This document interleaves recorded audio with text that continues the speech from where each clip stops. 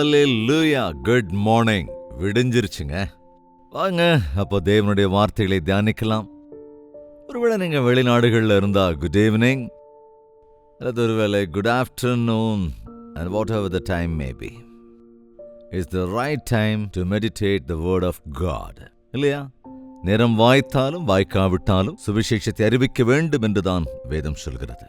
தேவனுடைய வார்த்தையை நாம் எந்த நேரத்திலும் கற்றுக்கொள்ளலாம். நாள் முழுவதும் அவருடைய வார்த்தையை தியானிக்கலாம். ஜெபிக்கலாமா? பரிசுத்தமுள்ள பிதாவை, மீண்டும் இந்த காலை வேளையில நம்முடைய சமூகத்தில் வந்து நிற்கிறோம். ஆவிக்குரிய பிரகாரமாய் வாழ வேண்டும் என்கிற ஆசையோடு இருக்கிற நாங்கள் எப்படி வாழ வேண்டும் என்பதை அறிந்து கொள்வதற்கு நம்முடைய வாக்கியங்களில் இருக்கிற சத்தியங்கள் மூலமாய் கற்றுத்தர வேண்டும் என்று கிறிஸ்துவின் நாமத்தில் வேண்டிக் கொள்கிறோம் பிதாவே, ஆமேன். நேற்று அனுதின தியானம் கேட்டீங்களாங்க? ஒருவேளை கேளாமல் இருந்திருந்தால் தயவு செய்து யூடியூபுக்கு சென்றோ அல்லது ஃபேஸ்புக்கு சென்றோ பாருங்கள். இப்பொழுது ஒரு சீரியலாக, ஒரு தொடர் போல தொடர்ந்து சில காரியங்களை குறித்து நாம் தியானித்து வருகிறோம். ஆவிக்குரிய பிரகாரமாய் வாழ வேண்டும் என்றால் எப்படி இருக்க வேண்டும், ஆவிக்குரிய வாழ்க்கைக்கு தேவையானவைகள் எவை என்பவைகளை வரும் 7 நாட்கள், ஒரு நாள் முடிந்துவிட்டது, இந்த 2ஆம் நாளுக்குள் வந்திருக்கிறோம். எனவே வரப்போகிற இந்த 6 நாட்களிலும் கண்டினியூஸாக தியானிக்கப் போகிறோம் என்பதனால் தவறாமல் பாருங்கள்.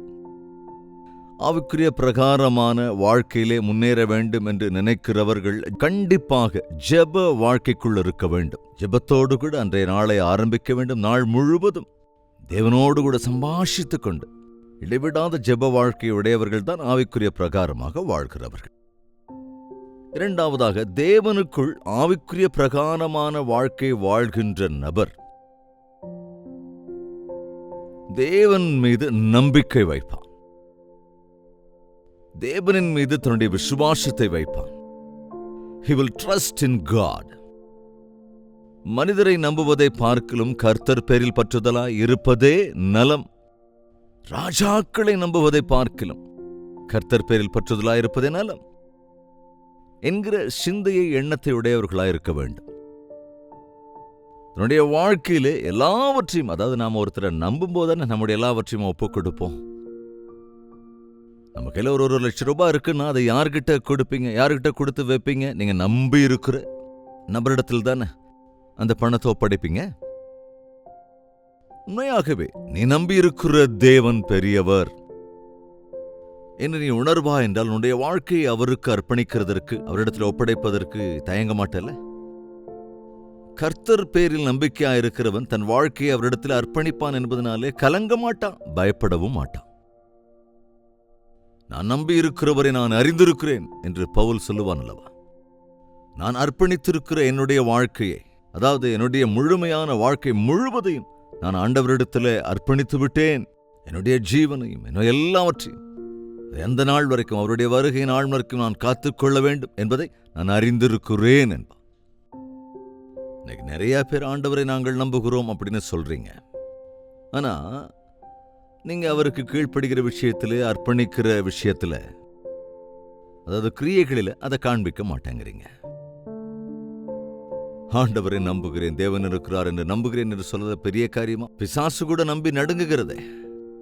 ஆனால் நீ எந்த அளவுக்கு ஆண்டவரை நம்புகிறாயோ என்பதன் வாழ்க்கை மூலமாக நீ அதை நிரூபிக்க வேண்டும். நீ வாழ்க்கையை அப்படியே அர்ப்பணிக்கணும். அதை விட தேவன் உன்னிடத்தில் எதை எதிர்பார்க்கிறார்? நம்முடைய நிலப்புலன்கள், உத்தியோகங்கள், நம்முடைய சம்பளம், நம்முடைய பணம், இதையெல்லாம் அவர் கேட்கறது இல்லைங்க. அவர் உன்னை மாத்திரம்தான் கேட்கிறார்.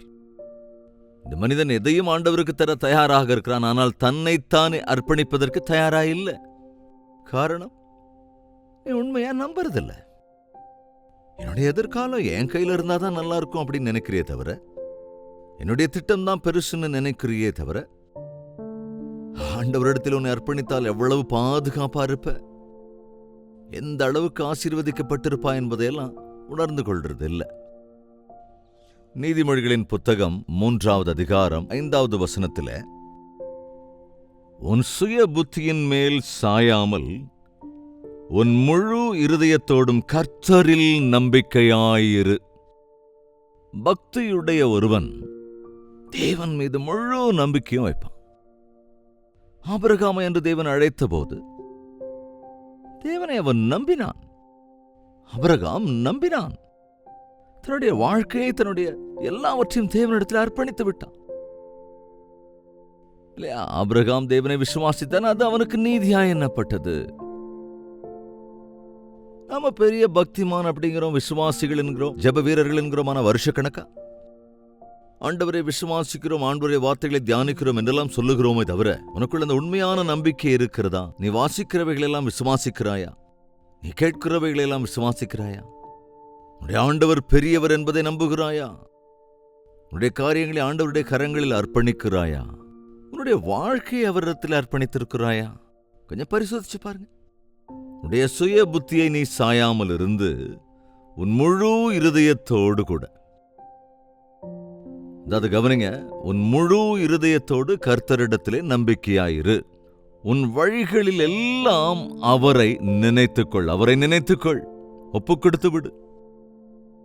சில விஷயங்கள்ல மாத்திரம் நாம தேவனுக்கு கீழ்ப்படிவோம். நமக்கு தேவையானது, நமக்கு அவசியமானது, நம்மளால முடியாது அப்படிலாம் உன் நடத்தைகள், உன் வழிகள் எல்லாவற்றிலும் அவரையே நினைத்துக் கொள்ள வேண்டும் என்று வேதம் சொல்கிறது. எல்லாவற்றையும் நாம் அவரிடத்தை அர்ப்பணித்து விடுவோம். உண்மையா அவரை நம்பும் போது, நோ ரிசர்வேஷன்ஸ். இது எனக்கு ஆண்டவரே, இதெல்லாம் என்னுடைய தேவைக்கு நான் பயன்படுத்திக்கிறேன். ஒருவேளை என்னோட விசுவாசம் வேலை செய்யலன்னா அப்படிங்கிற மாதிரி சில விசுவாசிகள் இன்னைக்கு சில காரியங்களை கொஞ்சம் தயக்கம் காட்டுறாங்க. உங்களுடைய வாழ்க்கையை அவருக்கு அர்ப்பணிங்க, உங்க குடும்பத்தை அவருக்கு அர்ப்பணிங்க, உங்க வருமானத்தை அவரிடத்தில் அர்ப்பணிங்க, உங்க எதிர்காலத்தை அவரிடத்தில் அர்ப்பணிச்சிருங்க. உன்னுடைய பிரச்சனையெல்லாம் அவருக்கு அர்ப்பணிச்சிரு, அவர் சரி பண்ணிவார். நீ கலங்க வேண்டிய அவசியமே இல்லை. கவனியும், உன்னுடைய எல்லாவற்றையும் அவரிடத்தில் அர்ப்பணித்து விடு. அவரே சர்வமும் என்று நம்பு. உன்னை குணமாக்குகிற தேவன் நானே என்று சொன்ன அந்த ஆண்டவரை உண்மையாய் நீ விசுவாசி. என் பிரச்சனைக்கு தீர்வு தருவார் என்று விசுவாசி. இவ்வளவு அற்புதமான வாக்குத்தத்தங்கள், இவ்வளவு நல்ல வசனங்களை வாசிக்கிறோமே தவிர, கடைசியில நம்முடைய வேளை அவருக்கு அர்ப்பணிக்க வேண்டும் என்று வரும்போது ஏனோ தயங்கிக் கொண்டேன்னு இருக்கிறோம். ஏன் இன்னும் சரீர பிரகாரமாகவே யோசிச்சுக்கிட்டே இருக்கிறோம்? உலக பிரகாரமா யோசனை பண்ணிக்கிட்டு இருக்கோம். மனிதனை நம்புறதில்ல. மனிதனுக்கு அடுத்த மனிதன் மீது நம்பிக்கை இல்லை. ஆக்சுவலா நம்பாத, இந்த உலகத்தை நீ நம்பாத, மனிதர்களை நம்பாதே இந்த பைபிள் சொல்லுது இல்லையா? மனிதர்களை நம்பி ஏமாந்தவங்க எத்தனையோ பேர் இருக்காங்க இல்லையா? ஆனால் தேவனை நம்பி ஏமாந்து போனவர்கள் ஒருவன் கூட இல்லைங்க, இருக்கவும் மாட்டாங்க.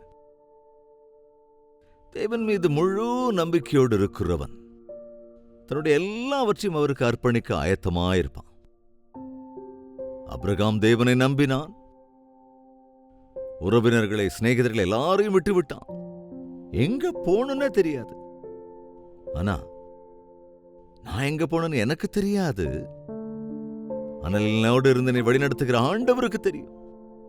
அவர் எனக்கு நன்மைகளே தவிர தீமை செய்ய மாட்டார் என்று விசுவாசித்தான். எங்களும் விசுவாசிங்க. உங்களுடைய ஜெப விண்ணப்பங்கள் எல்லாம் அவருக்கு முன்னால வச்சுட்டு நம்புங்க. அநேக நேரங்களில் ஜெபம்னு சொல்றோம், ஜெபம் பண்றோம், ஆனால் நம்பாததுனாலேயே அவைகள் நிறைவேறுவதில்லை. அவிசுவாசத்தோட ஜெபிக்கிறவங்களுக்கு எதுவும் கிடைக்காது. உன் சுய புத்தியின் மேல் சாயாமல், தேவனை விட நான் ரொம்ப புத்திசாலின்னு நினைக்காத, மனிதர்களுடைய ஆலோசனை எல்லாத்தையும் எடுத்துக்காத. ரொம்ப விபரீதமான மக்கள் இருக்கிறாங்க, விசுவாசிகள். அதனாலதான் அவங்க கூட ஒட்டி உறவாடக்கூடாதுன்னு கூட ஆண்டவர் சொல்றார். பரியாசம் பண்றவங்களா கூட இருக்கிறாங்க சில பேரை பார்க்கும்போது. அவங்க தேவன் என்ன அவ்வளவு பெரியவரா? தேவன் அப்படின்ட்டு இருந்தா என்ன பிரயோஜனம்? உன் எதிர்காலம் என்ன ஆகும்? குறுக்கு வழியில, கிடைக்கிற வழியில பணம் சம்பாதிக்காம வாய்ப்பு வரும்போது இந்த மாதிரி வாய்ப்பை நழுவ விட்டுட்டேன்னா எதிர்காலத்துல ரொம்ப கஷ்டப்பட்டுடுவ என்கிற வார்த்தைகள் மனிதனுடைய இருதயத்துக்குள்ள அப்படியே போயிருங்க. நீ ஆவிக்குரிய பிரகாரமாக அதனால்தான் பலப்படாது. இன்னும் சரீர பிரகாரமாவே யோசிச்சுக்கிட்டு இருக்க. இது மனிதர்களுக்கு கூடாது, ஆனால் தேவனுக்கு கூடாத காரியம் ஒன்றுமில்லை. என் தேவன் என்னுடைய எல்லா தேவைகளையும் அவருடைய ஐஸ்வர்யத்தின் அடிப்படையில் தீர்த்து வைப்பார். ஆமாங்க, நம்முடைய நம்பிக்கை வளர வேண்டும் என்றால், நம்முடைய விசுவாசம் வேரூன்ற வேண்டும் என்றால் பைபிளை வாசிக்கணும், தேவனுடைய வார்த்தைகளை கேட்கணும். கேட்பதனால் தான் விசுவாசம் பெருகும். அப்போ ஒவ்வொரு நாளும் தேவனுடைய சமூகத்துல உங்களுடைய இருதயத்தை சமர்ப்பிக்க நீங்க கற்றுக்கொள்ளணும். இன்னைக்கு எனக்கு நிறைய வேலை இருக்கு ஆண்டவரே, என்னென்னவோ பிளான் எல்லாம் இருக்கு, இதெல்லாத்தையும் பரிசீலிக்கணும் அப்படின்னு சொல்லி இன்னைக்கு பிளான் பண்ணியிருக்கேன். ஆனால் நீர் என்ன சொல்லுகிறீரோ சொல்லுங்க, நீங்க சொன்னபடி நான் செய்கிறேன் என்று உன்னால் சொல்ல முடிந்தால் அற்புதங்களை உன்னுடைய வாழ்க்கையில நீ காண முடியும். திராட்சரசம் தீந்துருச்சுன்னு மரியா வந்து இயேசுவினிடத்திலே சொன்ன போது, என் வேளை இன்னும் வரவில்லை என்று ஆண்டவர் சொன்னார் அல்லவா? உடனே மரியாள் அந்த வேலைக்கார இடத்துல அவர் என்ன சொல்றாரோ அதன்படி செய்யுங்க, எந்த எதிர்கேள்வியும் கேட்காம செய்யுங்க. மரியாள் நம்பினாள், என்னுடைய குமாரன் தேவகுமாரன், அவர் நிச்சயமாக ஒரு அற்புதத்தை செய்வார் என்று. அதனால்தான் வேலையாட்களிடம் சொன்னால் அவர் சொல்வதை போல செய்யுங்கள் என்று. அவர் சொன்னபடியே அவர்கள் செய்தபோது அங்கே தண்ணீர் திராட்சரசமாய் மாறியது. தேவன் மீது விசுவாசத்தை வைக்கும்போது அசாத்தியங்கள் எல்லாம் சாத்தியமாய் மாறும். மனித முயற்சியினாலே இவைகள் எல்லாத்தையும் சாதிக்க முடியாதுங்க. ஆனால் விசுவாசத்தின் மூலம் சாதிக்க முடியும் என்பதை நம்புங்க. உங்களுடைய வாழ்க்கை ஆண்டவரிடத்தில் கொடுங்க. இது மாத்திரமல்ல, உங்கள் வழிகள், உங்கள் நடத்தைகள் எல்லாவற்றின் மீதும் அவருக்கு அதிகாரம் கொடுத்துருங்க. உங்கள் உத்தியோக விஷயமா, கல்யாண விஷயமா, உங்கள் பிரயாண விஷயமா, வீடு கட்டுகிற விஷயமா, உங்கள் சம்பாத்தியத்தின் விஷயமா, எதுவாக இருந்தாலும் ஆண்டவரே, இது போன்ற ஆப்ஷன்ஸ் எனக்கு இருக்கு, இது போன்ற வாய்ப்புகள் எனக்கு இருக்கு, நீங்க என்ன சொல்றீங்களோ அதன்படி செய்யறேன். என்னுடைய பார்வைக்கு இனிமையானதா இருக்கு, என்னுடைய கண்ணுக்கு அது நல்லதா தோணுது, எல்லாரும் இது நல்லதுன்னு தான் சொல்றாங்க, ஆனால் நீர் என்ன சொல்லுகிறீர் என்று கட்டாயமா நீ தேவனிடத்தில் அர்ப்பணித்து அவரை நம்பினால் அற்புதங்களை உன் வாழ்க்கையில கட்டாயம் காண்பாய். என்னுடைய வாழ்க்கையில் அநேக வருடங்கள் பல்வேறு விதமான ஊழியங்களை செய்த பிறகு, என்னுடைய 30வது வயதில் எனக்கு விவாகமானதற்கு பிறகு ஒரு புதிய அத்தியாயம் என்னுடைய வாழ்க்கையில ஆரம்பித்த போது, ஆண்டவரே, இதுவரைக்கும் ஒரு பேச்சுலரா, ஒரு தனியாளாகவே நீர் நடத்தினபடியெல்லாம் நான் செய்து வந்திருக்கிறேன். இப்போ குடும்பமாயிட்டோம், நாங்கள் கணவன் மனைவி இருவரும் சேர்ந்து என்ன செய்ய வேண்டும் என்று நான் கேட்டபோது எனக்கு நிறைய வாய்ப்புகள் கிடைச்சதுங்க. கோட்டகிரி ட்ரைபல் டெவலப்மெண்ட் ப்ராஜெக்ட் நான் வேலை செய்து கொண்டிருந்ததுனால அங்க இருக்கிற அந்த நிறுவனத்தார் 2 பேரும் வந்துருங்க, நல்ல சேலரி தரோம், வீடு தரோம், வாகனம் கொடுக்கிறோம், மிகப்பெரிய ஊழியம் இருக்கு, நீங்க ரொம்ப நாட்கள் இந்த இடத்துல ஊழியம் பண்ணியிருக்கீங்க இல்லையா அப்படின்னு சொன்னாங்க. அதுவும் ஊழியம்தான். எனக்கு விவாகம் பண்ணி வைத்த பாஸ்டர் சொன்னாங்க, எனக்கு 2 சர்ச்சஸ் இருக்கு, அதனால காங்கிரிகேஷன் ரெடியா இருக்கு, நீ வேணும்னா அங்க வந்து ஊழியம் பண்ணு. ரெடிமேட் காங்கிரிகேஷனோட சர்ச். எங்க அப்பா சொன்னாரு, டே நமக்கு வீடு இருக்குடா காக்கிநாடால, அந்த வீட்டுல வந்து ஊழியத்தை ஆரம்பிச்சு செய்ய. அப்ப நான் சொன்ன, ஆண்டவர் எல்லாம் நல்லா இருக்கு, இவைகளில் எது உம்முடைய சித்தம், இவைகள் அல்லாமல் வேறு ஏதாவது உம்முடைய சித்தமா இருக்கிறதா அப்படின்னு நாங்க 2 பேரும் சேர்ந்து ஜெபித்த போது, இவைகளெல்லாம் விட ஈர்ப்பதாக இருந்த இவைகள் எல்லாவற்றையும் விட தேவன் ஒரு வாக்குத்தத்தம் தந்த ஒரு சின்ன கிராமத்தில், ஒரு சின்ன குடிசையில இருந்து என்னுடைய ஊழியத்தை ஆரம்பிக்க சொன்ன போது எனக்கு ஒன்றும் புரியல. ஆனால் நம்பினேன், என் தேவன் எனக்கு நன்மையானவைகளை அருளி செய்வாரே தவிர, கண்டிப்பாக அவர் நன்மையே செய்வாரே தவிர தீமையை ஒரு காலம் செய்ய மாட்டார். அடைத்திருக்கிறவர் நம்ப தகுந்தவர். நம்பி அப்படி அன்னைக்கு ஊழியத்தை ஆரம்பிச்சோங்க. இன்னைக்கு நீங்களே பாக்குறீங்களா இல்லையா, எவ்விதத்திலே இந்த ஊழியத்தை தேவன் நடத்தி வந்திருக்கிறார். யாரா இருந்தாலும் சரி, நம்முடைய பார்வைக்கு நல்லா இருக்கிறவைகளை அல்லாமல், நம்மை ஈர்க்கிறவைகளை அல்லாமல், மனிதர்களை நம்பாமல், பணத்தை நம்பாமல், சூழ்நிலைகளை நம்பாமல் ஆண்டவரை நம்புகிறவனே நித்தமும் நிலைத்திருப்பான். ஆவிக்குரிய பிரகாரமாய் வளர்ந்திருக்கிற மனிதன் எல்லா விஷயங்களிலுமே ஆண்டவருக்கே முக்கியத்துவம் தருவான், ஆண்டவருடைய சித்தத்தையே நிறைவேற்ற முயற்சி செய்வான்.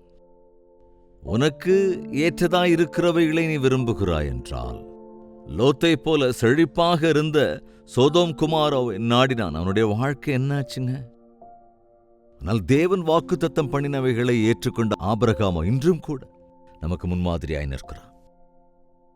நீங்கள் ஆவிக்குரிய பிரகாரமாய் வளருகிறீர்கள் என்பதற்கு 2வது அடையாளம் என்னவென்றால், நீங்கள் மனிதர்களை, பணத்தை, சூழ்நிலைகளை, உலகத்தை அல்லாமல் எல்லா விஷயங்களிலும் நீ ஆண்டவரை நம்புவாய். உன் வழிகள் எல்லாவற்றிலேயும் அவருக்கே, அவருடைய அதிகாரத்திற்கு முதலிடம் கொடுத்து உன்னை அர்ப்பணித்துக் கொள்வாய். ஜெபிக்கலாமா? பரிசுத்தமும் அன்பும் நிறைந்த பிதாவே, ஒரு விஷயம் எங்களை கண்ணோக்கி பாருங்க. ஆண்டவரை நம்புகிறோம் என்கிறோமே தவிர உண்மையாய் முழு இருதயத்தோடு எங்கள் வாழ்க்கையை அர்ப்பணிக்காதவர்களாக, உம்முடைய சித்தத்தை கடைபிடிக்காதவர்களாக, அவிசுவாச பார்வையோடு கூட இந்த உலகத்தின் காரியங்களை நோக்கி பார்க்கிறதுனாலே விசுவாசம் உள்ளவர்களாயே ஆவிக்குரிய வாழ்க்கையில் முன்னேறாமல் இருக்கிறோம். எங்கள் அவ்விசுவாசத்திலிருந்து, தேவன் மீது இருக்கிற அவ்விசுவாசத்திலிருந்து எங்களை விடுவித்து மக்கள் உண்மையாய் நம்பி இருக்கிறதற்கும், உம்முடைய மகத்துவங்களை உணர்கிறதற்கும், ஆவிக்குரிய வாழ்க்கையில திடமான விசுவாச வீரர்களாக வளர்வதற்கு இந்த லைவில் கூட பார்த்து கொண்டிருக்கிற உம்முடைய ஒவ்வொரு பிள்ளைகளுக்கும் சகாயம் அருள வேண்டும் என்று கிறிஸ்துவின் நாமத்தில் வேண்டிக் கொள்கிறோம் பிதாவே. ஆமென். நம்முடைய கர்த்தராகிய இயேசு கிறிஸ்துவினுடைய கிருபையும் பிதாவாகிய தேவனுடைய அன்பும் பரிசுத்தாவின் அன்யோன்ய ஐக்கியமும் சந்தோஷமும் சமாதானமும் நம் அனைவரோடும் இன்றும் என்றும் சதா காலங்களிலும் தங்கி தரித்திருப்பதாக. ஆமென். தேவனுக்கு ஸ்தோத்திரம். ஜெப வாழ்க்கையுடையவர்களாக இருப்போம். தேவனிடத்தில் விசுவாசம் வைப்போம். தொடர்ந்து நாளை இன்னொரு விஷயத்தை கற்றுக்கொள்ளப் போகிறோம். தவறாமல் பாருங்கள். உங்களுக்கு ஜெப தேவைகள் இருக்கும் என்றால் 8939801234 என்ற நம்பருக்கு உங்கள் ஜெப தேவைகளையும் பாரங்களையும் ஒரு டெக்ஸ்ட் அல்லது வாய்ஸ் மெசேஜ் மூலமாக வாட்ஸ்அப்பில் அனுப்பி தெரிவியுங்கள். உங்களுக்காக ஜெபிக்கிறோம். நீங்களும் கூட தொடர்ந்து ஜெபியுங்கள். ஆண்டவர் கட்டாயமாக பதில் தருவார். அது மாத்திரமல்ல, நம்முடைய டிவி ஊழியங்கள் மற்றும் சோசியல் மீடியா ஊழியங்களுக்காக உங்கள் தனி ஜெபத்திலும் குடும்ப ஜெபங்களிலும் நீங்கள் ஜெபிக்க வேண்டும் என்று உங்களை அன்பாய் கேட்டுக்கொள்கின்றேன். ஆண்டவருக்கு சித்தமானால் மீண்டும் இதே அனுதின தியானத்தில் நாளை சந்திக்கலாம். அதுவரைக்கும் தேவனுடைய மகா கிருபை உங்களுக்கு துணையாயிருப்பதாக.